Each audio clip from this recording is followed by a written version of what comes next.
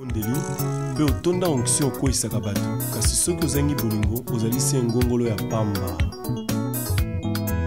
Papa yoka losambo ya ngai mwana ye nga oyo nakolela mpinzoli na miso yokamela kolela na ngai mwana naleli ye ngai naleli ye anzolele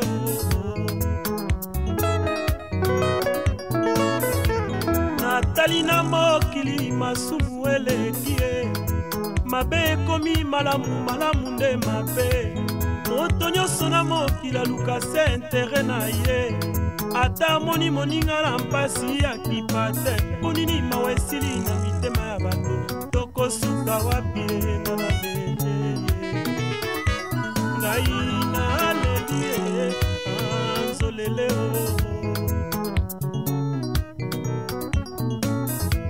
mawa mpe bolingo esili na mitema ya bato bamingi na baopito bakolela mpasi ye na bahome de vie ya nzala mpe na minyoko kasi epa na yo otondi na biloko lei na nsima obwaki na fulu na ntango wana basusu atali pa ya mpamba moni te ponini mawa esili na mitema ya bato tokosuka wapi nga naleli oyo ngai naleli ye anzolele yolele papa o yawe yokolinga motema na ngai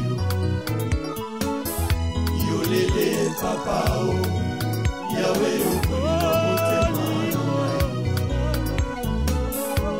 na garde-robe na yo otondala bilamba ebele misusu ta osomba otya ata na nzoto te omoni moninga na yo alatisi misi epasuka yolali na koseka nesikopesa ya tela mbalaka ponini mawa esili na mitema ya bato tokosuka wapi nga naleli ngai naleli ye anzolele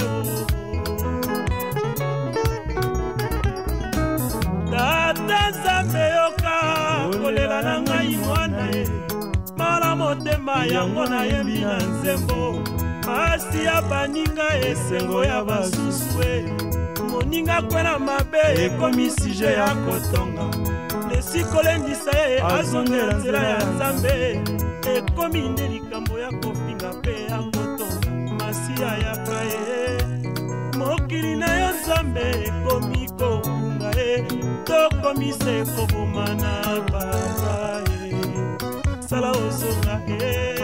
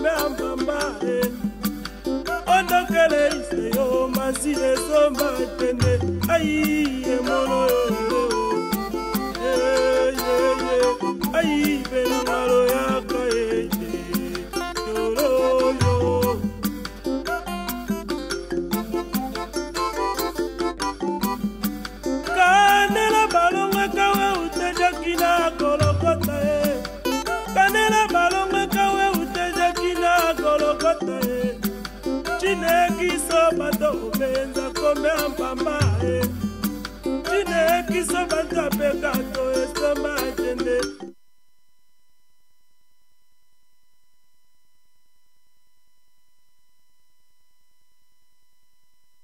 Na quatre coins du monde, shalom na ba amoureux ya bonne parole, shalom na libota na nzambe, ba nyonso bazwami na Amérique, ba bazwami na Asie, ba bazwami na Océanie, ba bazwami na Europe, ba nyonso na Afrique, shalom pe na ba bazwami awa na mboka na Suède, shalom na ba nyonso na Scandinavie, butu na lelo kimia na nzambe eza kat na mabota na bino.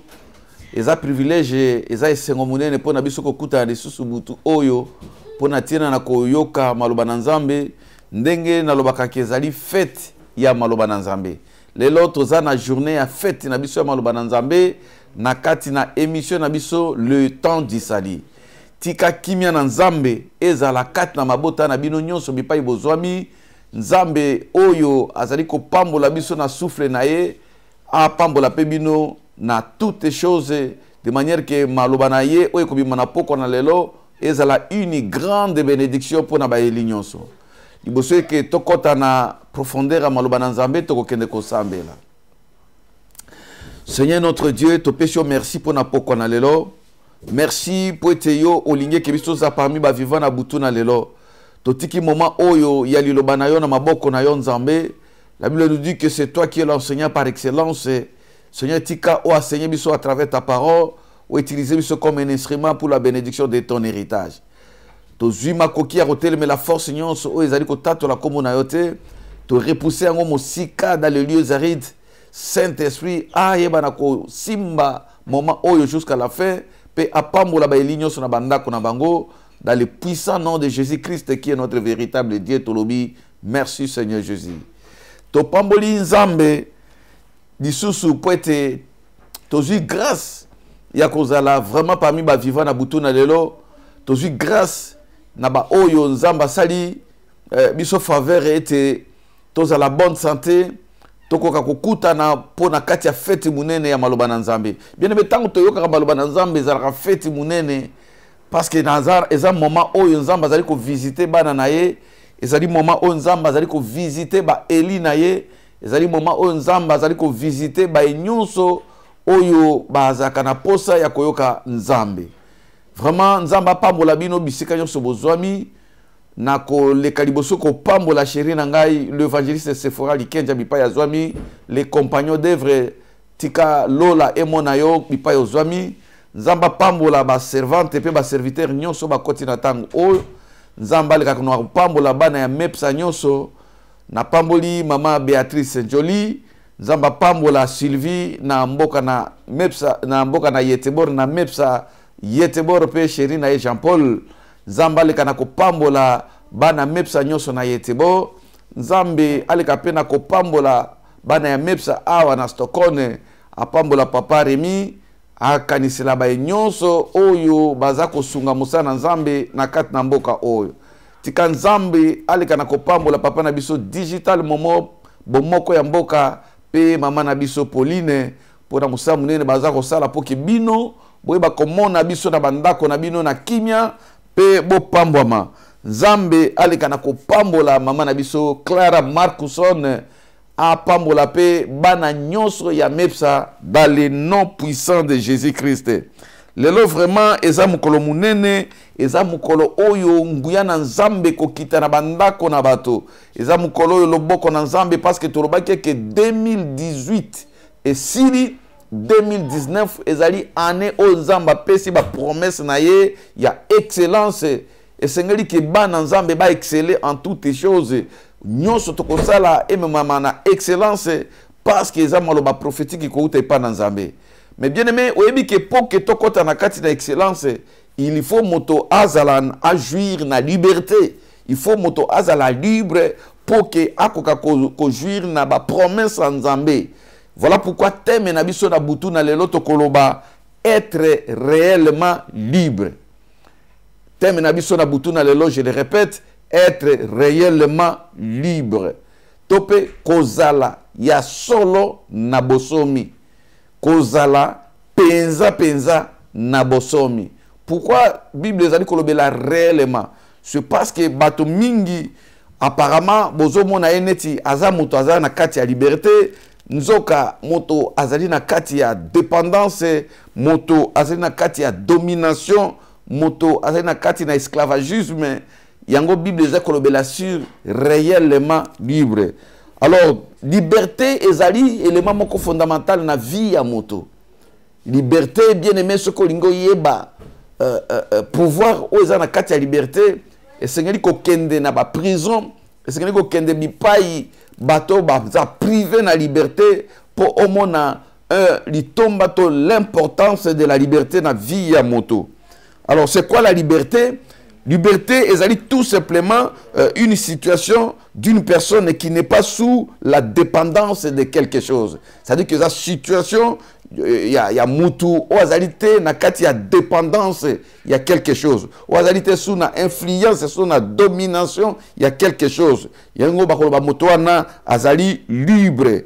Ou ezali pe situation d'une personne qui n'est pas enfermée. Moto oyo a kangamite na kati na ekuke, moto oyo a kangamite na isika moko, bakobenga yango la liberté. C'est-à-dire que moto oyo azalite na se ya captivité, moto oyo azalite na se ya boombo, bon bakobenga yango liberté. Donc liberté ezali pouvoir ya koagir sans contrainte. C'est le pouvoir d'agir sans contrainte. C'est-à-dire que moto azali ko sala, mais bazali ko sali sa été na makasi, bazali ko tindika été na makasi, mais azali ko sala quelque chose sans que azala contraire to obligé ya ko sala likambo wana. Bongo bakoloba ke moto yo azali ko jouir na liberté. C'est-à-dire que azana liberté et azali situation ya moto oyo azali ko agir librement sans que azana contrainte, librement sans que azana dépendance, il y a quelque chose, il y a quelqu'un ou azali na simanaye, moto azali ko agir librement na ba action naye, liberté ya ko sala ba action, liberté ya ko prendre ba décision, azali ko zo ba décision sans que ba zo moto mususu azwela ba décision, liberté ya ko parler to ya ko loba akoloba sans que abanga loko sans que azana contrainte, parce que zana bato mingi azali ko vivre azana liberté te, même na kati ya ba gouvernement moto azali ko sala azali ministre bazana liberté ya opinion te, azana liberté ya parole te. To komona ngo même na kati na ba société moto azali ko travailler mais il n'est pas libre ya ba opinion na ye, il n'est pas libre ya ba action na ye, il n'est pas libre ya ba jugement na ye. Tokomona même na kati ya ba famille okomona mwasi na mobali babalani, mais mwasi azakate na liberté ya koagir, azana liberté même te ya kosomba eloko na mbongo ya ndako, azali sous contrainte ya mobali, azali sous domination ya mobali. Okomona pe bana bazana kati ya famille, bano bazana liberté te ya kobima, même liberté libanda bazana liberté te ya kokende kosakana, bazana liberté te ya kopona bilamba na bango basombelaka bango olinga te kolata. Donc biloko nyonso ezali eloko moko munene na vie ya moto. Soki moto a perdre liberté ya ye moko ya bo moto, moto azali susute na bo moto na ye. Donc ezali position moko pasi mingi komona moto azala privé na liberté na ba domaine nyonso, ezala liberté ya koloba, ezala liberté ya ko agir, ezala liberté ya ko poser ba acte, ezala liberté ya ko prendre ba décision. Ce qui moto akomi azako vivre na kati ya société, azako vivre na kati na ndako, azali soute na liberté ya ba action na ye, azako tambo na ko banga, aosa makambo nyonso par contrainte parce que ba imposer yango. Alors moto yo vi na ye ezali ya kobeba. Et tozali ko mona yango ke lelo bato mingi bazali même na kati ya vie chrétienne, azali ko ya église, okomona lati costume kitoko, okomona lati veste na ye, alati ba bijoux, alati bilamba kitoko, robe kitoko ya bakombo, achepe ba bague ya pakoli solo ya malasi. Bino bozo komona muntu azali ko tambola mwasi kitoko bozenga, mais azali libre te spirituellement. Muto azali sous domination ya ba démon, azali sous domination ya Satan. Makambo nyonso azali ko sala na vie na ye, azali ko sala ngo ye mon côté, azali ko sala ngo par contrainte. C'est-à-dire Satan azali ko imposer ye makambo. Satan si ko imposer makambo na vie na ye. Muto azali na liberté te, azali na esengote, akomi esclave ya Satan, akomi esclave ya ba démon. Ezali même na ba nation ebele ezali privé na liberté. Tokomona ke Afrique dans les années avant les années 60, pays presque nyonso Afrique ezalaki na domination to na dépendance ya ba ninga na bango ba minde ba to mususu ya ba européen babandaki ko nyonkola pe bakangaki ba africain bazali ko vivre na dépendance ya ba européen ozomona ke bazaki na liberté te ya opinion bazaki na liberté te ya kopona bazaki na liberté te ya koloba parce que bazalaki na indépendance te bazalaki dépendant ya force mosusu. Alors ce qui te le liberté et dit que bazali situation ya mutu moko ou bazali sous dépendance il y a quelque chose était moto bazali ko dépendre de l'influence mon côté moto bazali ko vivre te par contrainte moto bazali ko vivre te nan lolenge bazali ko memelaye mais bazali ko vivre ndenge esengeli ye à vivre bien aimé nzambe pe na bo moto na ye na bon nzambe na ye plutôt azana posa que mo Christ nyonso à vivre na kati ya liberté totale à dépendre na influence mon côté à défendre na ba démonter à dépendre na sataté au dépendre même na batoté. Parce qu'il y a un passage biblique qui maudit l'homme qui se confie à l'homme. C'est-à-dire vie na yo c'est la kaya dépendance était aux ala na liberté totale na vie na yo pour jouir na ba promesse ensemble au kende ko exceller sikoyo na toutes les choses. Moto ya kokota na excellence eza moto aza libre. Moto azali ko vivre na contrainte était. Moto azali na domination ya motuté. Moto azali na domination ya bankutimité. Moto azali na domination ya sataté. Ye akokende na excellence parce que zene loko moko te ezali ko arrêter ye. Zene loko moko te ezali ko imposer ye. Ye azali ko tambola kaka na bonzambe. Yango butu na lelo bien aimé. Et sengeli yo o comprendre que nzambe a un message pour na révolutionner yo. O comprendre pourquoi okelami 2019 eza année no ya liberté. Mais liberté ya pambate ozala réellement libre. Tokotanga na mokana na Jean chapitre 8 verset 36. Jean chapitre 8 le verset 36, je lis au nom de Jésus. Nzamba pambola bana nyonso ya Mepsa Ephrata assemblée ya Stockholm. Jean chapitre 8, le verset 36, je lis au nom de Jésus. Si donc le Fils vous affranchit, vous serez réellement libre. Si donc le Fils vous affranchit, alors vous serez réellement libre. Bien aimé, message oh. Et ça message c'est ngeli bana nzambe nyonso eza bana Mepsa. Mbulo mobimba botambola na yango atato kote ya mate ya mususu atato kote ya maloba mususu maloba oeza lokola fungola ya année 2019 parce que toza na promesse ya excellence toko kota na kati ya excellence te toza ba esclave ya bato toza ba esclave ya diable toza ba esclave ya maladie toza ba esclave ya pauvreté toza ba esclave ya coutume il faut to kende na excellence réellement libre yango na lingi ko tatola na butuna lelo et l'union soit za koyokanga oyeba que 2019 il faut la réellement libre pour que o exceller en toutes choses puissance mon côté domination mon côté force mon côté et koki ko s'imposer di kolona yo o koki ko vivre te par contrainte mais o la réellement libre. Mais comment est-ce que liberté wana koki koya bien aimé est-ce que ko comprendre que na kat na message o lo ananzambe zotali sabiso ke ata moto azali ko tambola ata moto azali ko mona na lokola azali libre mais soki mwana na moto nano akoti na vie na yete soki Christ nano akoti na vie ya moto te moto yo azali libre te moto azali ko vivre na puissance mosusu moto azali ko vivre na dépendance ya moto mosusu parce que okoki ko tambola na ba maître mi balete soit mwana na moto aza kati na yo soit force du mal eza na kati na yo mais siko soki mutu azali ko tambola makambo azali ko marcher te moto azali toujours na singa bakanga ye makambo azali ko kende liboso te kimia na kati na ndako na ezali te ça dit que muto yo nano a recevoir Christ te na bomo na ye bien aimé il y a que Christ qui nous rend réellement libre.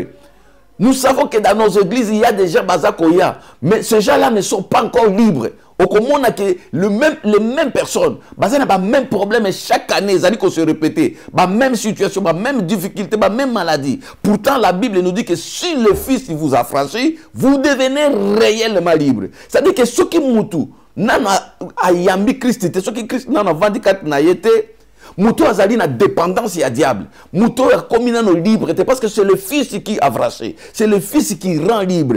C'est-à-dire que tant que muto ayambi Christ, tu ne peux pas recevoir Christ bon aux sous domination ya diable. Okoki ko zatena Christ aux ambole sous domination ya ba coutume. Okoki ko zatena Christ bon aux sous domination ya a échec répété. Okoki ko na Christ te bon les choses ne marchent pas, le diable te tue par la queue de manière que okende ozonga. Okoki ko ça toujours cercle vicieux na vie.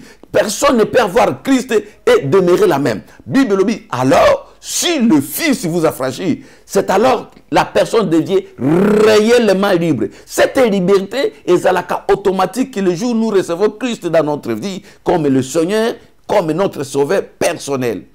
Donc, ce qui Christ a, lui, il vient pour nous affranchir, na mignolo nyonso, na dépendance nyonso, na ba contrainte nyonso, oh le diable a qui imposé na vie na biso. Quand le Christ arrive, il ne vient pas à ça la cohabitation. Na démon, na Satan, que baba ndako vivre. Tantôt Christ a pamboli, bon, nous comme sous souper, diable peut aller à bloquer ba makambo, bango mi balé baza ko vivre na kat nan autonome. Ça ne peut pas se faire bien aimé. Quand le Fils affranchit une personne, il domine dans le corps. La Bible nous dit, ne savez-vous pas que votre corps est le temple du Saint-Esprit? Or, le Saint-Esprit, c'est lui-même Christ qui vient à nous par l'Esprit. Tango yako yako fanda, akofanda nena nzoto. Donc, nous autres, on a vu chat de bataille. Ou alors, c'est le Fils qui a franchi à Fandi, ou alors, c'est le diable à Fandi qui a autres moto. Voilà pourquoi, comme on a que Moututango Azanano a frachité, Bamisala nae ozomonango kakake, mais Mouto, il y a quel esprit dans la simanae? Les gens peuvent se poser cette question. Ça, c'est quel esprit? C'est-à-dire que ce n'est pas Dieu, ce n'est pas le Fils de l'homme. Le diable, quand il habite, soit vendu dans notre moto, soit possédé dans notre moto, vous allez voir par des résultats, des échecs, des maladies, moto azako vivre par contrainte, aza liberté, na ba misala naye, na couple naye, même na ministère. Mais Bible lobi, quand le Fils arrive, le Fils otozoloba, eza bano biso tozobotate, mais c'est le Fils de l'homme, otozoko benga Yehoshua Mashiach, yewana de Christ. Tango ko yakat na moto yako yako affranchir yaka pona ko longola moto na ba dépendance pour apesa yo exactement une liberté réelle okoma réellement libre. Yamona na butu na lelo nzamba zotala manière yo zotambola ozana kati ya église opesa kabadim ozoko pesa ba offrande, mais vous voyez que la vie ne marche pas. Nena utikolo ba vie na ozoko ça toujours cercle vicieux. C'est-à-dire qu'il faut qu'on benga Christ ici, qu'on va dans la carte de la vie. Parce que quand il arrive, il a franchi la personne. Et alors, à ce moment, on a commis réellement libre. On se soutient la dépendance, il y a des démons. On se soutient la dépendance, il y a des kouyani.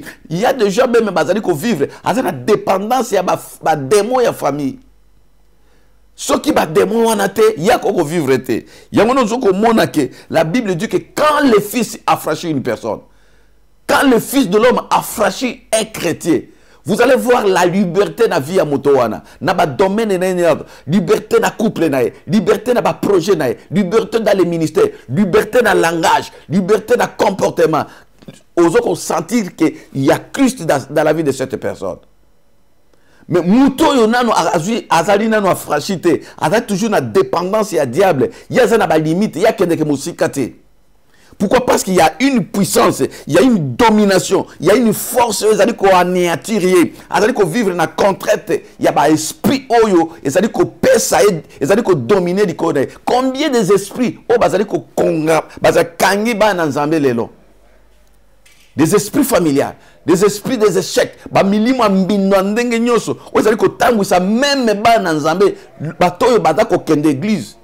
Nous avons conséquence de cause parce que nous sommes dans l'église plusieurs années. Au commun, une église du 1er janvier au 31 décembre. Ce sont des mêmes situations, des mêmes esprits. C'est-à-dire que la personne n'est pas encore affranchie. Bien aimé, quand vous êtes affranchi, vous devenez libre en toutes choses. Voilà la situation au Luka en 2019. Être réellement libre. Appelez Christ parce que nous devons être libres. Et oui, pour être libre, qu'est-ce qu'il faut? Il faut appeler Jésus dans sa vie. Il faut avoir Christ dans sa vie. Il faut laisser Christ à dominer dans moté manayo. Yende motoazana pouvoir et à quoi franchir une personne. Quand il vient, il a franchi la personne. Il délivre une personne. Pour qu'il a détaché dans ba lienyoso ou ebanaki ko vivre kati dans autre moto. yango na butu na lelo bien aimé nzambe na bikamwa alingi ko pesa moto moko liberté réelle bien aimé ata yo moto zala kawana olala ka bien te oza libre te lelo nzambe alingi ko pesa yo réelle liberté na sommeil na yo olala ka profondément na butu ko banga banga ko ganga ganga ba femme de nuit ba mari de nuit tu n'es pas libre ya ko lala pongilo ko bato nyonso olali olamuki na tongo monika ba ange ozuka ba message yo butu ka ko banga banga il y a des gens au soka abandi ko lala akoki ko komisa tongo te. Ça, c'est une personne qui est possédée. Azako vivre dans la dépendance, il y a des démons. Azako vivre dans la dépendance, il y a des milimo, il y a esprit impie. Et la Bible dit, quand le Fils de l'homme a franchi, la personne doit devenir réellement libre. C'est-à-dire, si tu as liberté, tous ces esprits nous empêchent de vivre librement. Tous ces esprits, ils ont empêché même le plan merveilleux de Dieu dans ta vie. Si tu n'es pas encore réellement libre, ça veut dire que le diable empêche même ta bénédiction. Il empêche même ton élévation. Il empêche même la santé. Il empêche l'harmonie de ta famille. Parce que tu n'es pas encore réellement libre. C'est-à-dire que Christ n'est pas encore dans cette famille. Et c'est le diable. Biloko angotan mutazali ko vivre na kati ya servitude, na kati ya boombo. Afin na pouvoir, il y a Satan. Vous allez dominer du colonne, vous allez empêcher ma promesse en Zambie. Bien aimé, alors que yo Seigneur au vivre réellement libre. Alors pour être libre, et Seigneur mutu musu soute yakolbano que yo le cabo est au salon de délivrance. Non non non non non. Il y a des choses que mutu il faut ça là. Pour être libre, il faut d'abord avoir conscience de l'état que tu as. C'est-à-dire avoir conscience de ton esclavagisme, de ta dépendance. Est-ce que vous avez conscient que notre vie vous a mené aux alakana liberté? Bien que vous tamboulez dans ma colo, sans béquille, sans que vous simbayo, aux aveugleté, mais est-ce que dans la vie sociale, dans la vie spirituelle, est-ce que tu reconnais seulement qu'il y a une puissance où vous allez retenir yo? Vie où vous avez mené, et ça y a ngote on zambalingue aux ala. Est-ce que vous avez la conscience que vous avez sengote parce qu'il y a une puissance où il kanga famille na yo, où il kanga banana yo, où il kanga libota na yo.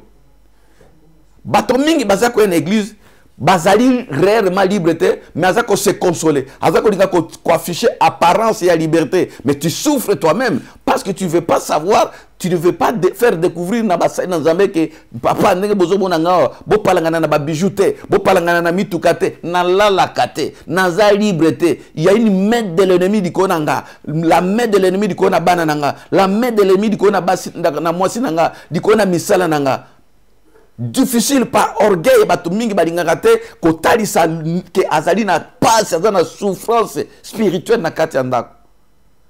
Je me souviens en Angola, un homme d'affaires mokoboe yazaki associé à moi aussi à président ayeko benganga tokende na ndako naye kanisa moto azaki associé à moi aussi à président azana mbongo okoki ko imaginer te mituka ndenge moko na couleur ya bilamba ameminga na butu wana na banda ko ne 4 na Luanda et pas bassine différente azo la te pongi soko ke pas moi so ya liboso ya mundele akoka akongo mona mundele malamu te alongwa na ke pa na moi so ya munoko mboka azo ko kasusu te akepa na ya jeune fille na butu wana croyait que sika moko ko komanda ko lala aza libre te metala ba compte na banque talambongo menandako na vine azalaka jamais libre soki butu ekomi alala kate akomi ko banga banga atali ngabo yalbi pasteur tu sais que naza koyoki lozu ngabi pourquoi abi nazo linga nazala ta lokola yo et à ce moment là n'époque où ngaza ki piéton yena ba jeep belé na ba couleur ba bilamba ekokani mais azako lulanga. Parce que moi j'étais réellement libre. J'ai rayonné, nazaki na joie na motema, conscience nangezaki tranquille. Il n'y avait pas une puissance de l'ennemi na vie nanga, il n'y avait pas une influence à komi ko lulanga. Abi il faut nazalata lokola yo. Nganabi c'est facile pour comme lokola nga. Si le fils de l'homme t'a franchi bien-aimé, tu seras réellement libre. Ola la pongi lokola bato nyoso. Donc j'ai compris que mbongo te moto comme ça moto libre, mbongo te moto memaka moto na délivrance, le bien matériel te moto memaka moto na délivrance, bilamba na ba bijou te koki ko mema moto na délivrance. Donc ko mona moto alati ba bijou, ko mona moto alati ba wolo ba baga minene bilamba kombo lokola en Europe, mais aza esclave à diable. Aza esclave à Satan. aza kokokate kokende kozwa bonheur nzamba bongisi yangwana butuna lelo. La parole de Dieu est venue pour toi que si le fils de l'homme t'a franchi, bien-aimé, Luka a franchissement na butuna lelo pour que o vivre réellement libre na ba domaine nyonso. Liberté na yo ezakaka ko lata ba bijoute. Oza na liberté ya Christ. O lala ka pongi lokola bato nyonso. O sala ozwa kimia na ndako lokola bato nyonso. Si le fils de l'homme vous a franchi, vous serez réellement libre. Mais il faut d'abord avoir conscience que vous êtes esclave. Pourquoi ba pays est belé en Afrique? Ba oumela na katia domination ba occidentaux. Pendant que déjà en Amérique latine, ba pays latino on a déjà basi ba komaka indépendance. Parce que ce pays-là se sont rendus compte bien avant que ba koki ko oumela na dépendance ya colonie. Ba tomoka babito lingi liberté. Ba joie conscience que position toza na ngona ba mboka na biso tokoko continuer ko vivre sous domination na mboka na biso. Et ba joie indépendance ba vie na ba tala situation ba pays Amérique latine ou tala situation ya ba pays africain. Ce n'est que vers les années 60 quelques leaders par la grâce de Dieu ba ko comprendre que non tokoko continuer boy to lingi indépendance na biso to lingi sous dépendance te ba joie qui conscience. Bien aimé, pose-toi indépendance et vie non na maboko à Satan. Tu dois d'abord commencer à constater que vie yozo ko mener est à normalité. Il faut nous yomo ko yeba que makambono ngezo marché ce n'est pas la volonté de Dieu. Donc il y a quelque chose, je ne suis pas réellement libre. Si tu n'es pas conscient de cela, on continue toujours la domination du diable. On continue ça va verset biblique. On commence à ngolo ba slogan sans effet, mais il y a les effets, il y a pauvreté. Sans effet, mais il y a des effets, il y a malédiction. Sans effet, mais au moins il peut pas lier l'obana parce qu'il y a la main de l'ennemi. Bato boni baloba sans effet, diable a quitté ça bangona mabele. Sans effet, il y a moto azali réellement libre nezaka na moto na munoko. Sans effet, il y a moto Christ azakat na moto azali affranchi ne maloba nezaka na moto ezako bi maloko la feu dévorant na munoko na ye parce que cette personne est affranchie. Wana siko komi koloba lokola Thomas Paul que si je vis, ce n'est plus moi qui vis, mais c'est Christ qui vit à moi. Parce que Christ a affranchi Paul. Donc, ce n'était plus Paul, mais Christ qui était à Paul. Il était devenu réellement libre. Bien aimé, il faut la liberté. Il faut avoir conscience. L'examen de conscience. Es-tu réellement libre? Compte tenu de Makambonio sur l'année 2018, on dit que en 2019, est-ce que vous allez réellement libre pour que vous excellent toutes choses? N'a pas domaine nyoso. Bien aimé, il faut que vous fandaka, vous avez kanisa, vous dites que non, et que vous continuez à boiter. Il faut talaka vina yo. Pourquoi les choses ne marchent pas? C'est-à-dire qu'il y a quelque chose, il y a une puissance qui n'est pas de Dieu. Vous allez retenir maloba nanzambe, vous allez retenir ma promesse nanzambe. Il faut na louker la délivrance. Il faut na louker la liberté. Alors c'est Christ qui viendra. Bible dit qu'il faut d'abord mutuye moko akokana koyeba etanae oyazali. Et puis, Yami Balé, Abanda Sikoko Lukelango, délivrance, c'est liberté, indépendance. Nani wana koki kozala sous domination. Tout le monde peut être sous la domination du diable.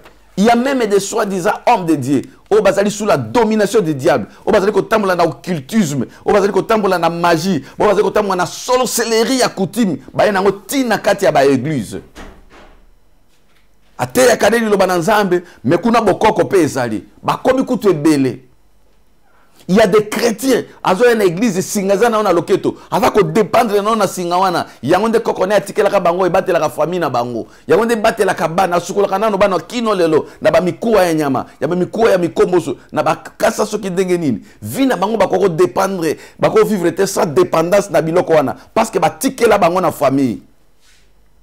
Et Bible lobi que si le fils alors a franchi cette personne, nde moto akokoma libre. Bien aimé soki kino lelo, ozana ne loko moko o ezali ko bomba na kati ya ndako na okende ke église me singaza na loketo, okende ke église me mulangi moko bomba mi na sera mbeto, ozana kati ya libala me, ozana mwa singa na yo, po mobali ya mona ko toujours kitoko, oza libre to zali esclave.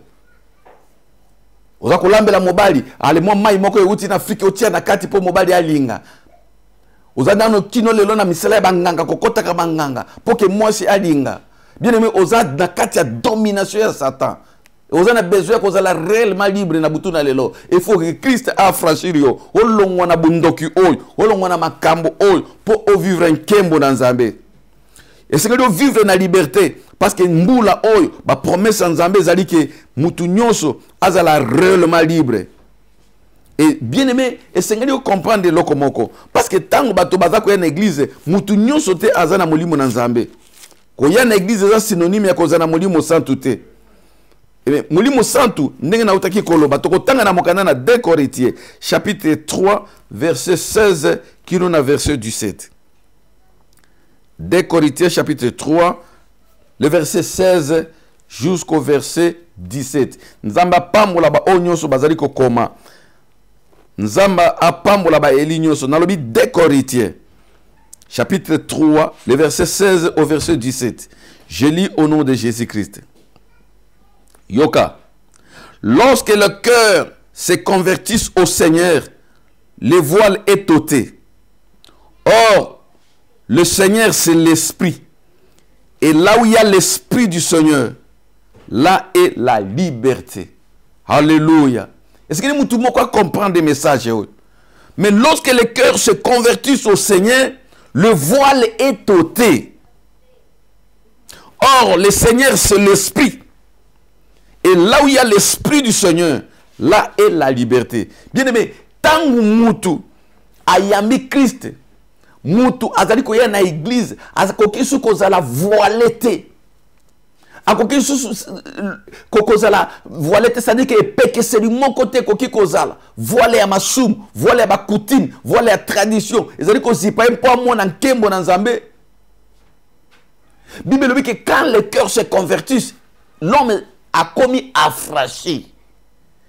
Et Bible nous a contali sabi eloko mi balé. Et Seigneur bato mingi ba comprendre yango ke le Seigneur c'est l'esprit. Ya kakat na biso na molimo. Et là où il y a l'esprit du Seigneur, il y a la liberté. C'est-à-dire quoi? Si une personne est affranchie, le Seigneur qui est l'esprit akoya ko vana na nzoto mutu oyo. Mais le Seigneur ne peut pas habiter dans un corps et que cette personne continue à être l'esclave du Satan.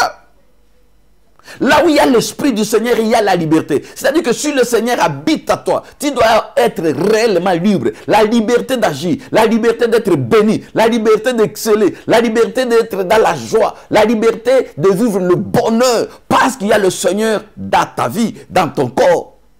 Oui, parce que là où il y a l'Esprit du Seigneur, il y a la liberté. Mais si le Seigneur n'habite pas dans un corps, c'est-à-dire que la personne est toujours voilée. Mutoyo akomona nke monanzambete. Mutoyo akoki komona bisengote parce qu'il y a une main ozali ko voilée pour que amona nke monanzambete. Adi ko ndiko ba ke mutoyo a se convertir te ayaka na église mais à se convertir te. A te kanae mais à se convertir te.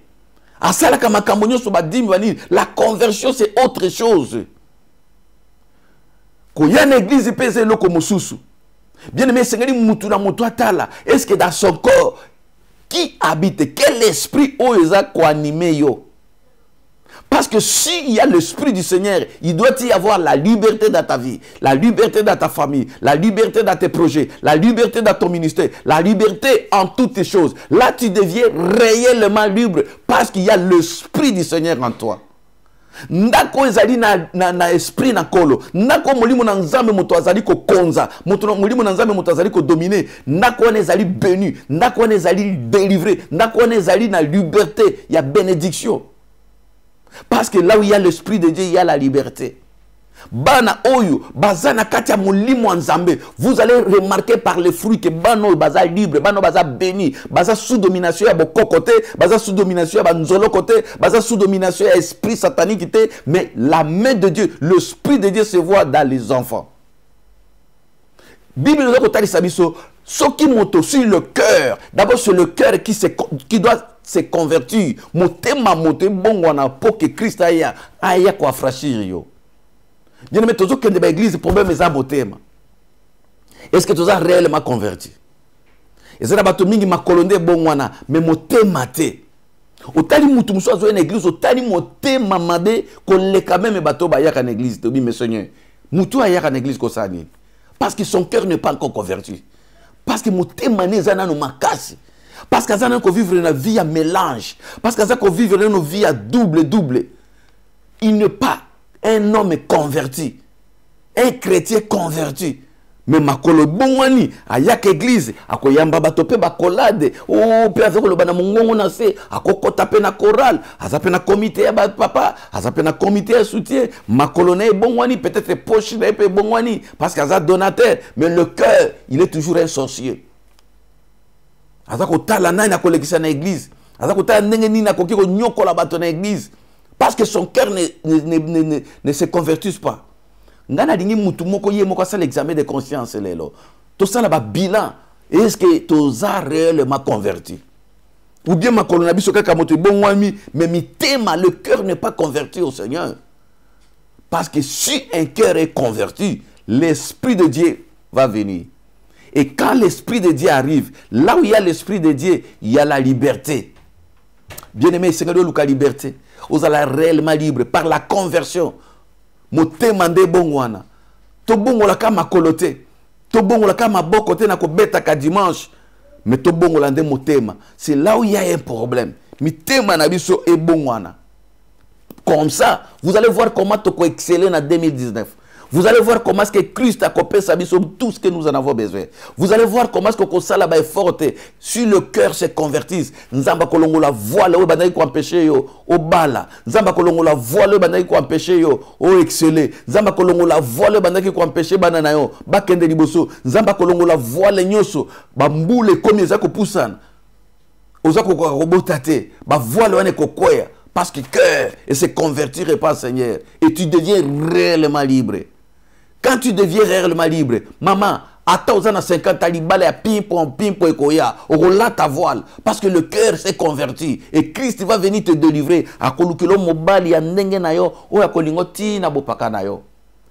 Mais si le cœur ne veut pas se convertir,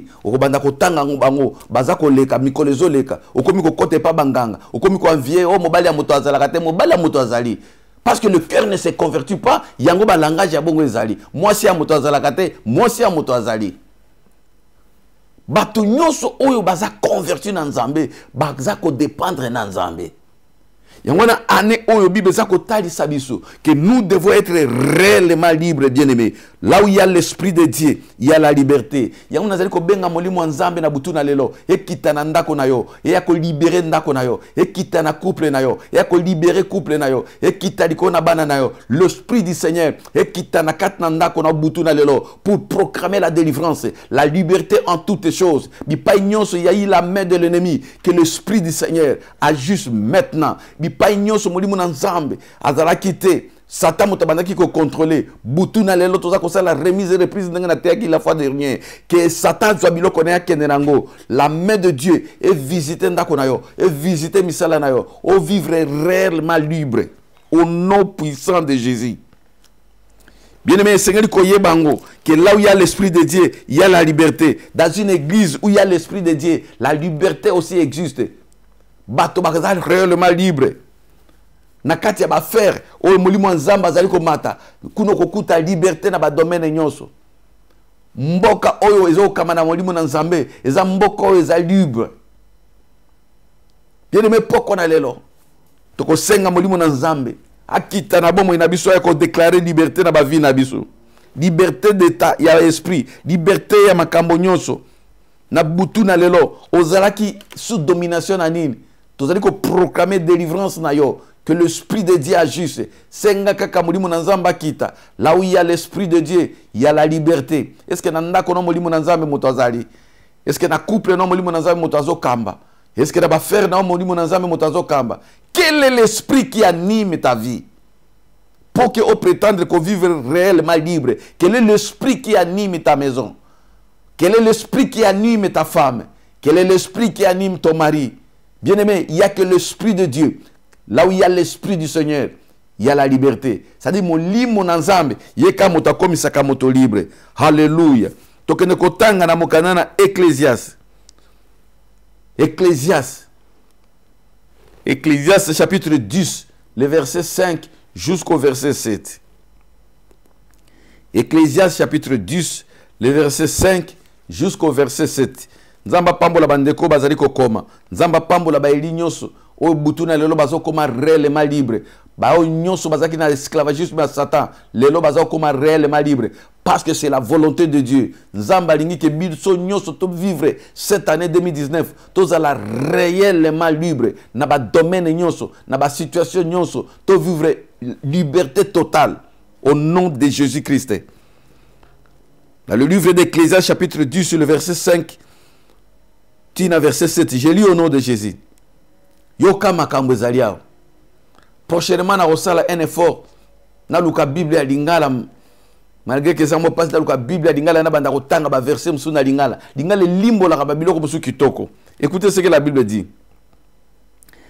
Il est un mal que je vis sous le soleil, comme une erreur provenant de celui qui gouverne. Ah, Bible ezana makambo. Balobi que un mal que je vis sous le soleil, une erreur provenant de celui qui gouverne. Bible zobengango erreur. Erreur grave. Oya monaki. La folie occupe des postes très élevés et des riches sont assis dans l'abaissement. J'ai vu des esclaves sur des chevaux et des princes marchant sur la terre comme des esclaves. Bible dit que ezali erreur grave na sena moy. Erreur grave comme on a que yo mwana na nzambe. Yo benga mi prince na nzambe. Ozali ko mener vie lokola esclave. Mais ba we ba esclave bazali ko mener vie lokola ba prince. Est-ce que vous comprenez ma kamboana? Et Bible so begango erreur que yo continue ko vivre toujours na kati ya kolela. Yo continue toujours ko vivre na kati ya célibat. Yo continue toujours ko vivre na dépendance ya moto. Ezali erreur grave. Bien aimé, il faut que boya erreur wana. Nous devons corriger cette erreur ce soir dans le nom puissant de Jésus. Ezali erreur que yo continue ko lelaka. Pourtant yo zali prince na Nzambe. Ezali erreur que ndako no continue toujours na ba problème. Ezali erreur que bana na yo mutu zali ko sambela. Bana no baza sous domination ya ba coutume, ya ba tradition. Ezali erreur grave que yo zo continue toujours na stérilité. Ezali erreur grave que makambo na yo e marchakate pourtant oza na Christ. Ezali erreur grave. Butuna lelo nzamba lingi ko corriger erreur oyo. Alors que j'ai vu des esclaves sur des chevaux et des princes marchant sur la terre comme des esclaves. Bato baza ba esclave à Satan. Bato baza ba esclave na kati ya magie, na kati ya occultisme. Bato baza ba esclave parce que basimi bakisi. Bango bazali ko rouler na ba voiture kitoko. Bango bazali ko zo ba poste kitoko. Bato yo bazali ko sala ba bala oyo bino boyebi na mboko oyo. Ya mibali na mibali bazana ba poste clé minene na ba gouvernement na ba bisika ya ndenge na ndenge. Mais Bible lobi amoni ba presse bo bazana nzambe bo bazana Christ bo bazana kati na epakolami baza ko souffrir baza ba chômeur baza ba célibataire bazana ba problème baza ko lela butu moy. Bible lobi yango ezali erreur. Il faut to boya yango butu na lelo dans le nom puissant de Jésus. Bato bana nzambe bazo continuer ko souffrir mais baoyo bazali na nzambe te bazali ko komona na apparemment comme si baza ko prospérer, mais c'est une erreur grave. Il faut te corriger erreur wana. Erreur il faut pas corriger ngona ndako na lelo. Erreur il faut pas corriger ngona ministère. Erreur il faut te corriger ngona kat na ba projet na biso parce que Bible lobi ke zali erreur. Yo prince ndé il faut occuper bisika eleki. Yo prince ndé il faut tambola na ba promesse nzambe. Yo prince ndé il faut zala na héritage ya bonzambe. Di bota na yo pambwama. Bana no ba pambwama. Misala no kende liboso. O tato la munene nzambe butu na moyo. O lala ponya kimia. Oza kolia oza komelo kumisi nzambe. Mais si qu'on le zali inverse, bon bazana nzambete, bango bazali na ba via kitoko, bon bazali ba esclave à diable, bon bazali ba esclave à tradition, bon bazali esclave à prostitution, bon bazali ba esclave à mabe, bango bazako occuper ba poste, bango bazoko koma ba konzi, bango bazoko kende même tina présidence, bango bazoko koma même ba ministre, bazoko koma ba gouverneur, ba prince ya mensonge. Ba esclave plutôt ya mensonge, mais ba prince ya nzambe. baza kotala na mosika oh ngo toyaki kaka kotika bango non bien aimé toyaki kotika motote nous devons corriger nanda kona correction lelo par le sang de Jésus toza ko corriger erreur bisika nyonso erreur efandaki na domaine na yo nzamba lobi ke lelo il faut la réellement libre il faut te renverser tendance il faut te renverser force il faut te renverser ma puissance wana biso nde to bengami pour que to exceller parce que nous avons Dieu. Mais comment se fait-il que biso tozana nzambe tozali toujours kotambola na tête mutu na se makolo ya kokangama alors que bato bana nzambe te tokomi kolula bango. Bien-aimé butu na lelo Bible lobi kezali erreur. Il faut te corriger erreur. Nzamba lingi ke erreur wana a corriger nguna vie na yo. Okoma réellement libre. Et sengeli erreur oyo na domaine nyonso oyo kanga ki vie na yo. Et sika erreur ezalaki na déclarer victoire au nom de Jésus. Yo erreur esalemi na côté nini. Côté nini ezo marché te. Côté nini Satan a renversé force.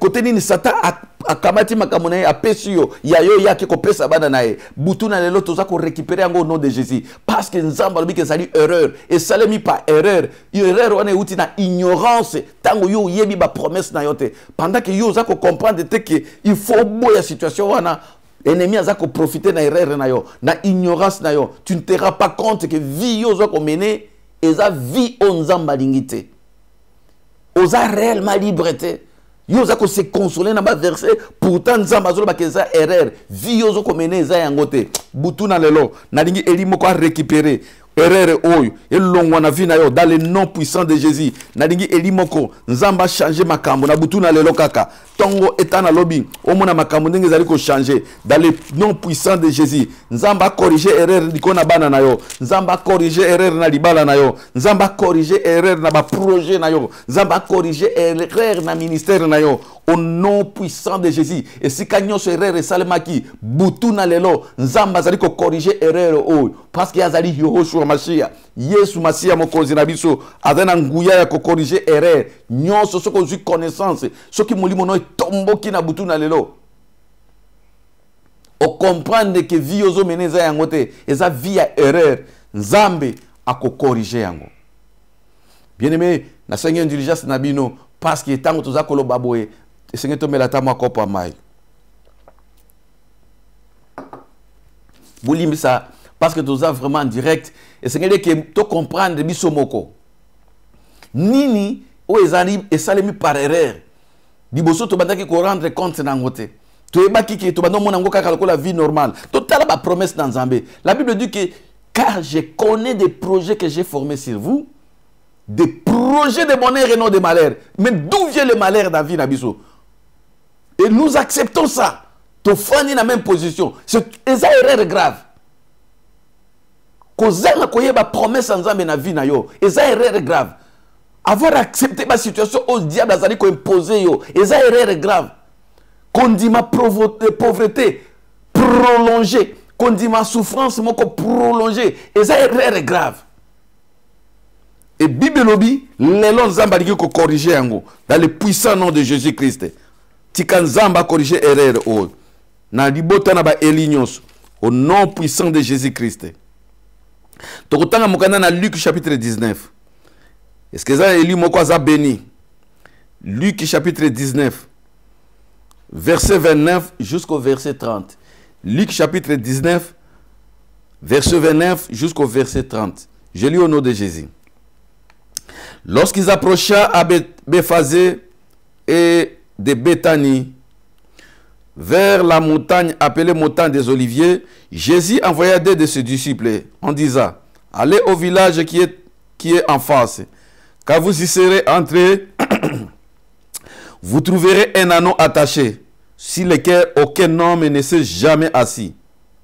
Détachez-les et amenez-les. Si quelqu'un vous demande, pourquoi détachez-vous? Vous lui répondrez, le Seigneur en a besoin. Bien-aimé, makambo tozotanga ya une puissance na kati na maloba oyo eko kitana ndako ya Eli moko na butuna lelo. Le Seigneur nous a envoyé comme des messagers, il nous a envoyé comme ses serviteurs, il nous envoie comme ses instruments. Mutu nani wa koyoka butuna lelo message oyo ako bika nkembo nzambe na ndako naye akobika nkembo nzambe na bomoi na ye toye kosala ba théâtre te toye kosala aventure te nous parlons ainsi dit l'Éternel. Toute personne wa kozala sensible na maloba oyo na lobi lobi te butu na lelo akomona nguya na nzambe na kati na libota na ye akomona nguya na nzambe na kati na bomoi na ye. Bible lobi ke Christ atindi ba yekoli na ye bokende kokota na mboka na Betani. Abitango bokokota bokokende kokuta mwana na mpate moko akangama na singa mutu nano amatela ete parce que na tango na kala ba mitukezela kite bato bane ko tambola ne na banyama na ba chameau ba bane ko mema bango lokola moyen de transport. Bible lobi ke oyo ane oyo azaki ya muke balobi ke azalaki attaché kolo na prescience na ye lo azaki ye moko pe musakoli alobi ke bokende bokokuta mwana oyo ya mpati ya nyama oyo ya ano akangami na singa eloko touchenga alobi ke mutu nano kutu te ya matela ye me azalaka wana butu moi aliya kaka na singa wana. C'est-à-dire que ano oyo il faut asala makambo ebele oyo esengeli epesa rendement na kati ya mboka.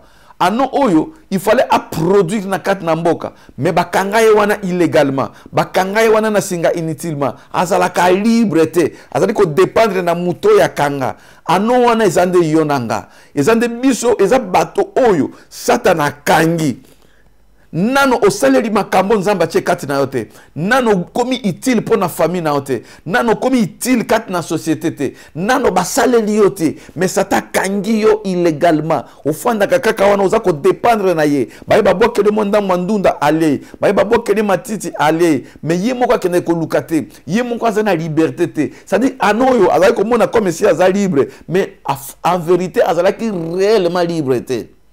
Pourquoi? Ezaki na singa moko ou ene ko empêcher ye asala ba mouvement akende ko lia ndenga lingi akoma utile na mboka amema bato a rendre a produire na kati ya société mais quelqu'un a retenir ye tangola illégalement bato mingi baza bongo nzambe apesa ba promesse apesa bi sakoli makamba minene za kati na vie na ye nano ebimate mais sataka ngayo akanga ozako koka ko produire te ozako ko pesa famille no esengote ozako ko pesa bato mususu kimia te ozako produire eloko moko te parce qu'il y a une puissance ozako retenir yo mais olia kana kaka mamu panzi wana ozomona neti vie wana eza normal ozomona neti mo bambongo ozoko zo normal pourquoi nzamba ozomona yo kokoko produire makambo ebele okoko zala une grande bénédiction pour na bato ebele. Butuna lelo il faut boya position yo nini kangio pe nana kangio pour produire te oza na domination ya nani oza sous contrôle ya nani nani oyo azali ko nyonkola yo tangu mulai.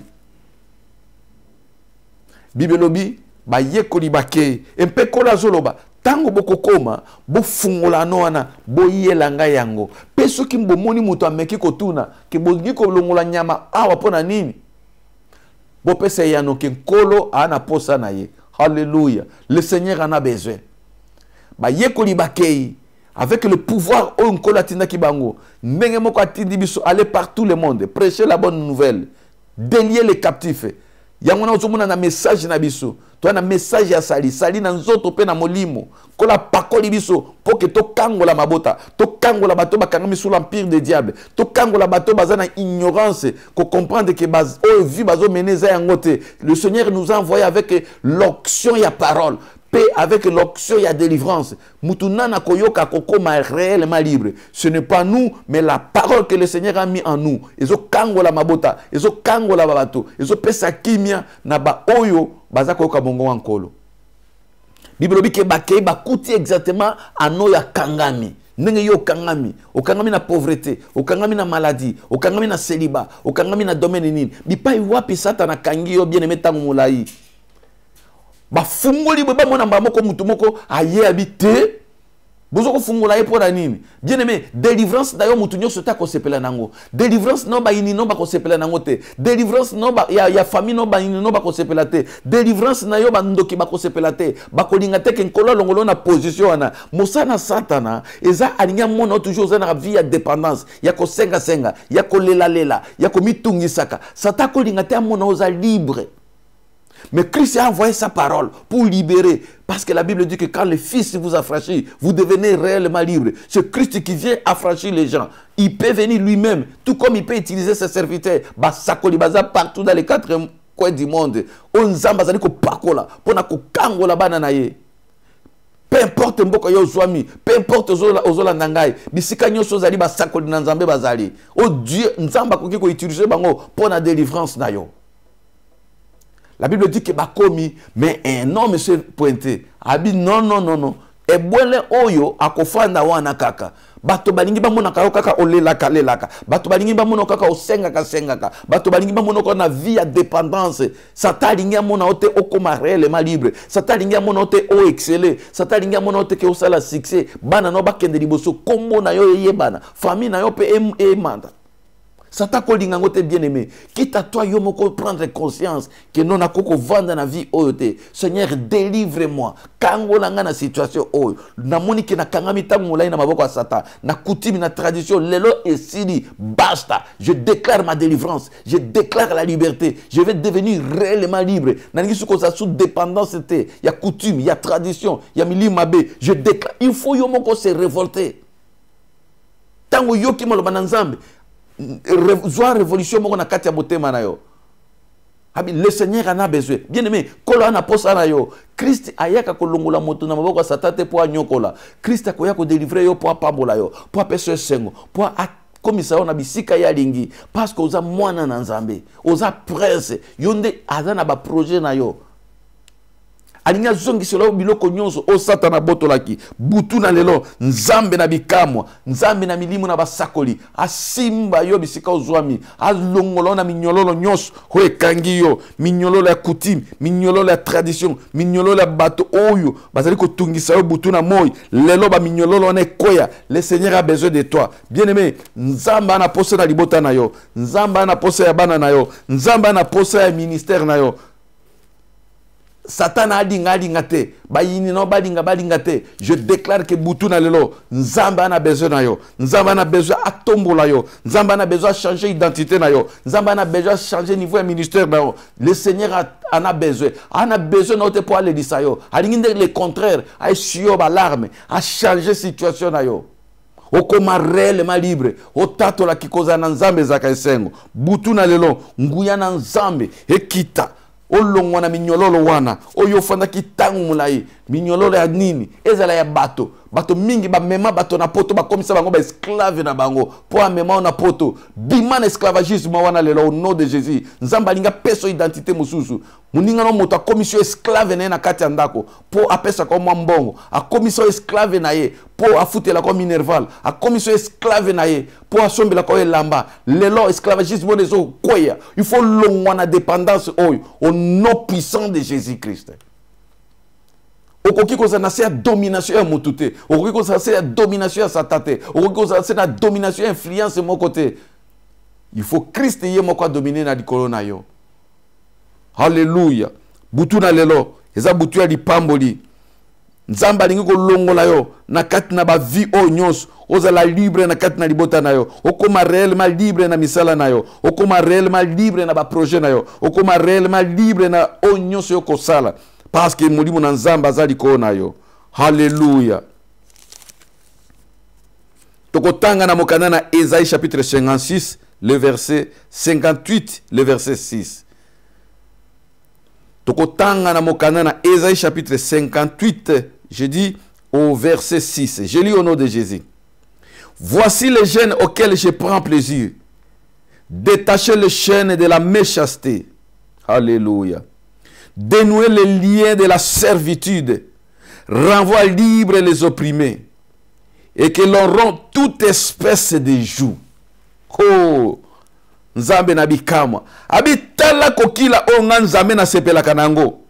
Ya ko détacher ba chaîne nyonso ya méchanceté, ba minyololo nyonso ya kanza, ya mabe o ekangi bato. Il faut lelo ezala détacher au nom de Jésus. Ba chaîne nyonso ya méchanceté o ekanga yo, o ekanga famille na yo, o ekanga mobali na yo, o ekanga libumu na yo, ekanga matrice na yo. Il faut que ces chaînes tombe na butu na lelo au nom puissant de Jésus. Nzamba na posa ba chaîne nyonso ezala détaché. Chaîne nini oyo ekangi yo poke na mbula oyo omona libota na omona nguya na Nzambe te. Chaîne nini ekangi libota na yo. Chaîne nini ekangi ba projet na yo. Chaîne nini ekangaki yo na 2018 na 2019 ba minyololo nyonso.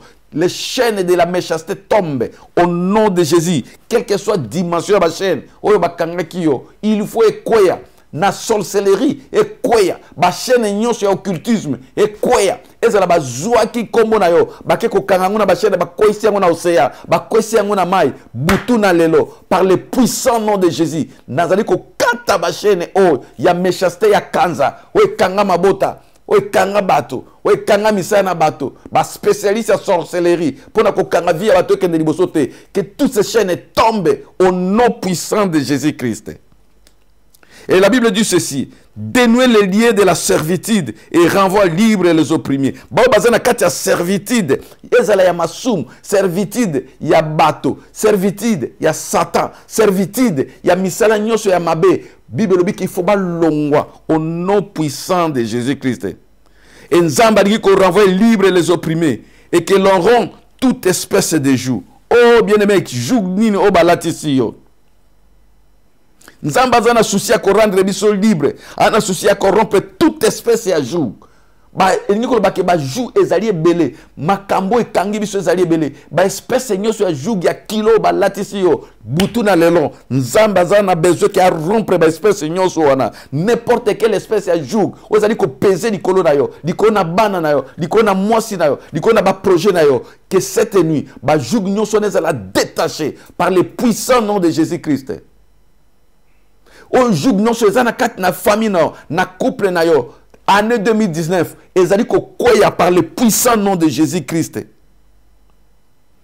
Voilà, jeune Nzamba azali nango besoin. Tango zali ko kota jeune te ka pona ko senga mituka, ko senga ka ba mabala, ko senga Nzambe akata ba jugnos, senga Nzambe kolo na lingi na koma réellement libre, naza na dépendance ya Satan te, naza na influence moko te na ndako nanga, na bana nanga na mobali nanga, influence moko te singa moko te malédiction. Il y a famille, il y a coutume, il y a bateau.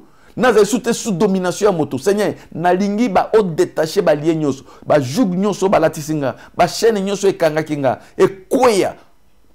Ce qu'on commis réellement libre. Oko jouir na bonheur. Oko jouir na puissance ya présence ya Christ na vie na yo. Oko vivre na puissance ya restauration. Oko vivre na puissance ya ba promesse prophétique. Oyo Nzambe na bikamo apesa kiyo. Mais aussi le temps que on a jougwana, on a kotambola na ba bilamba na ba bijou, yo moko zo ba ke makambo zo marchete, yo moko musana nde ko finga ba sakoli, musana nde ko finga ba Nzambe, o yo luka délivrance na yo, yo za nde ko chola ba Nzambe.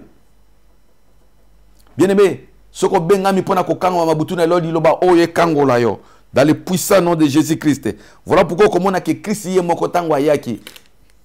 Ayaki pona ko tonga ba église te. Ayaki po kia kokisa eloko tozolo bana butu na lelo parce que Bible lobi ke Nzamba monaki mokilizaki sous la domination du diable, bato bazaki sous l'empire l'empire de l'ennemi et nkolo atindi mwana na moko pamba ya likinda alobi ke kende yoka siko ye moko Kristo tango aye aye koloba eloko moko ona sepela kanango na zwango lokola force na ngai maloba na nkolo na biso na mokana na Luc chapitre 4, le verset 18, na verset 19. Luc, chapitre 4, au verset 18, tina verset 19. Yoka, ma déclaration solennelle ya kolo na biso. Pe azali ko définir mission na ina sena moi. Ayaki pona ko sakana te. Ayaki pona tina na yona ngai. Yoka, nenge kolo alobi. Na Luc, chapitre 4, le verset 18 au verset 19. Je lis au nom de Jésus. L'Esprit du Seigneur est sur moi, parce qu'il m'a oint pour annoncer la bonne nouvelle aux pauvres.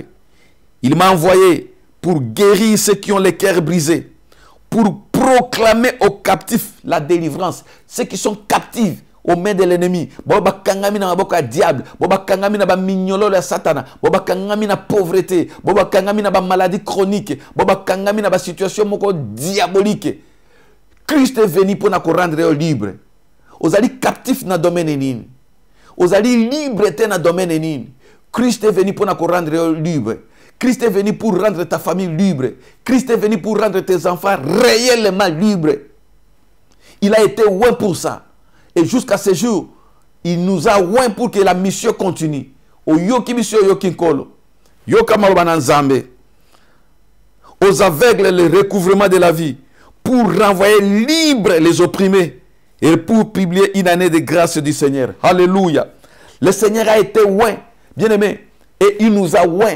Pour que yo okoma libre. Voilà la mission de Christ pour Natiana Mokili.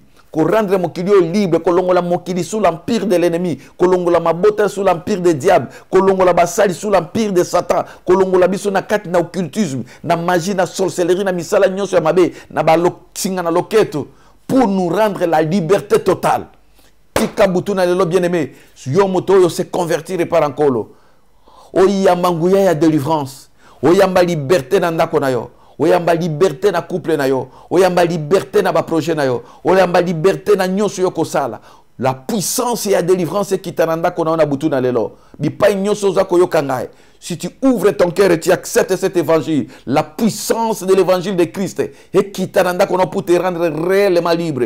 La puissance de l'évangile de Christ et ressusciter nyonso ekufa kinanda kona yo et ressusciter ma projet na yo et ressusciter ministère na yo et ressusciter bana na yo et ressusciter nyonso la main de l'ennemi a touché illégalement bi pa ozala qui attaché illégalement que toutes ces chaînes ba jugo wana et koya butu na lelo dans le puissant nom de Jésus-Christ. C'est l'évangile éternel oyo nkolo atini na butu na lelo en fait que 2019 ezala année na yo ya excellence. Tu dois d'abord commencer à être libre. Tu dois jouir de cette liberté pour que tu puisses exceller. Naba domaine nyoso. Yangwana dans le nom puissant de Jésus. Bipai Satan kangaki. J'ordonne en tant qu'un envoyé de Dieu. Je te vois pour prêcher la bonne nouvelle. Na pameli midi nyonso. Ouais kangaki bana na nzambe na butu na lelo. Bipai nyonso ba kangaki na nzoto pe na molimo. Que la main de Dieu te touche et que ozwa réellement liberté na yo. Naba domaine nyoso yo mutola la katoza ko yo kangai. Yamba liberté dans butu na lelo. Bipai nyonso Satan kanga ki misala to ba projet na yo. Joie liberté dans le puissant nom de Jésus. Yo moto la kate parce qu'il y a la main de l'ennemi. Yamba liberté dans le puissant nom de Jésus. Misala nyonso ya molilo e kanga ki yo. Yamba liberté na yo butu na lelo. Au jouir na liberté au nom de Jésus. Sois libre, sois libre, sois libre et sois réellement libre. C'est ça la volonté de Dieu. Butu na lelo za butu ya restauration. Et si kanyon socien ezalaki, ezali ko koya au nom de Jésus. Même bakanga ki yo na bandoki ya mboka na bino, bakanga ki yo na bato baza proche, minyololo nyonso balatisa ki yo, et koya lelo na butu na lelo, afin que ma promesse ensemble et accompagner yo dans le puissant nom de Jésus. C'est ça la volonté de Dieu. C'est ça le message de cette nuit. C'est ça le message que la pakoli biso na munoko. Dikolo na ba elignons. Bien-aimé bisika ozali révolutionner makambo. Tala vie na yo. Tala eloko nini influence nini ezali kati na yo. Fungola motema na yo motona no yambi Christité comme le Seigneur et Sauveur. Convertir les lois. Yamba Christ na mboka nyonso ozali. Luka basali na nzambe ya solo bazali. Luka ba pakola na nzambe. Luka ba sakoli na nzambe. Bien aimé kende yamba Christ. Zwali batisi. Ba pesa yo malakisi ya nouvelle naissance. Au combat réellement libre. Au jouir na bonheur. Au jouir na ba promesse nzambe. Satan c'est un menteur. Dikamba malonga et pas Satan ezalakate. Bozi nyonso. Oh, Satan aza komona na mokili aimita kangonde pa nzambe. L'originalité est na maboko na nzambe. Si tu reçois Jésus dans ta vie comme Seigneur et Sauveur, si ton cœur se convertit au Seigneur, tu vas être béni. Bénédiction oyo koki koya na suscité, car la Bible dit que la bénédiction de l'Éternel qui enrichit et ne se fait suivre d'aucun chagrin. Que Dieu bénisse tous les élus. Basakolinyo so bisika bozali, bananzambe bisika bozali, ba yambi message o na bandako. La puissance et la résurrection, la puissance de l'esprit de la résurrection, l'esprit qui a ressuscité Jésus d'entre les morts et qui t'a na bandako na bino. Afin que nyon se kufa qui est quoi, afin que nyon se kangama qui est kwea, afin que sika loboko satanezala qui est longwa dans le puissant nom de Jésus-Christ. Tikanzambe na bikamwa akokisela moko na moko. Oyo ezali pose ya motema na ye. Na kombo na Yesu Kristu nde tolobi amen. Nzambe na bikamwa apambola bino. Tokomi na suka ya message na biso. Ndeko na ngai yo muto yambi message oyo. tala ndenge nini ozali kotambola révolutionner makambo na yo komona tala situation ya vie na yo ya ndako na yo pe benga molimo na Nzambe parce que là où il y a l'esprit de Dieu il y a la liberté. Na pamboli ba nyonso bakota ki butu na lelo vraiment loboko na Nzambe ezali kona basakoli nyonso naliko pambola mama nanga mosakoli mete Nzambe aleka na kopambola mama munoko na Nzambe Nzamba pambola couple na bino docteur Esaïe Saïf mon frère de cœur Nzamba aleka na kopambola mulakisi Nzambe apambola ba nyonso oyo balandi biso boza tellement ebele na lingaka mingi ko banda na basakoli pe na basai na Nzambe bongo simanango na pamboli ba na Nzambe nyonso ya mepsa Nzambe aleka na kopambola ser na biso Marlette Mimi Nzambe aleka na kopambola mama na biso Clara Marcuson Nzambe aleka na kopambola bana ya mepsa nyonso Efrata na Stockholm pe Nzambe apambola bao ya mepsa bazwami na Yetebo Nzamba pambola bana ya mepsa na Angola Nzambe akanisela basakoli nyonso nazali komona pe bana Nzambe boza tellement ebele soki nkolo ayete tokutana mercredi prochain na émission na biso na bosanité ko pambola chérie na ngai na linga mingi ko sukisa na parce que wana azali compagnon d'œuvre l'évangéliste Sephora Likenja na bosanité po ke boyoka message oyo na kimia toza na papa na biso digital momo bomoko ya mboka yende loboko na ye ezali kosala ke bomona biso na kimia na ndako pe bolongani na ye mama na biso Pauline bango baza toujours na machine butu pe moy Nzambe apambola siti na biso de manière que sima ya mikolo tozala télévision ya munene to kota na satellite pe Nzambe akokisa ba projet na biso soki yeso ayete ndenge na uti koloba tokutani mercredi prochain na même heure na émission na biso le temps d'Isali ba oyo baza pembeni na Stockholm po bazali pembeni na ba ville ya Stockholm awa na kati na mboka na biso na Suède dimanche tokutani na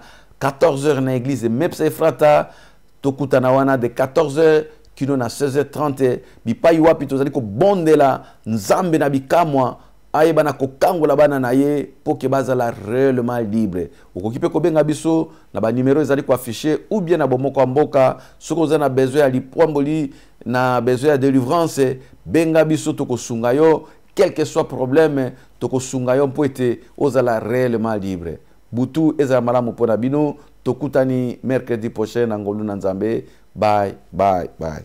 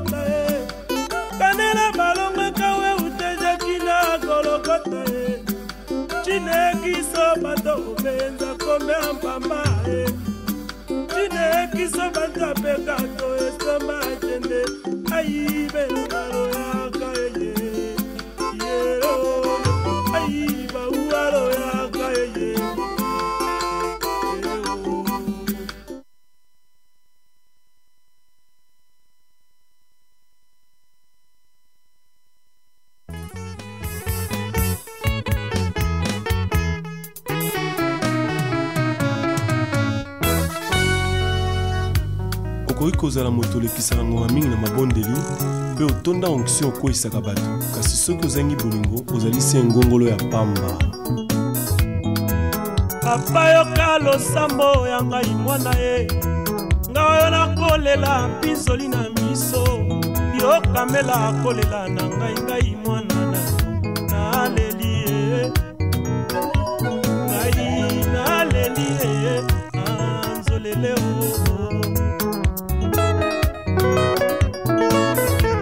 natali na mokili masumu eleki ye mabe ekomi malamu malamu nde mabe moto nyonso na mokili aluka se intere na ye ata moni moninga na mpasi ya kipa te ponini mawa esili na mitema ya bato tokosuka wapi nga na bende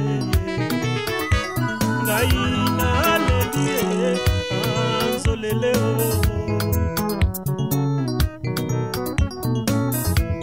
mawa mpe bolingo esili na mitema ya bato bamingi na bahopito bakolela mpasi ye na bahome de vie ya nzala mpe na minyoko kasi epa na yo otondi na biloko lei na nsima obwaki na fulu na ntango wana basusu atali pa ya mpamba moni te ponini mawa esili na mitema ya bato tokosuka wapi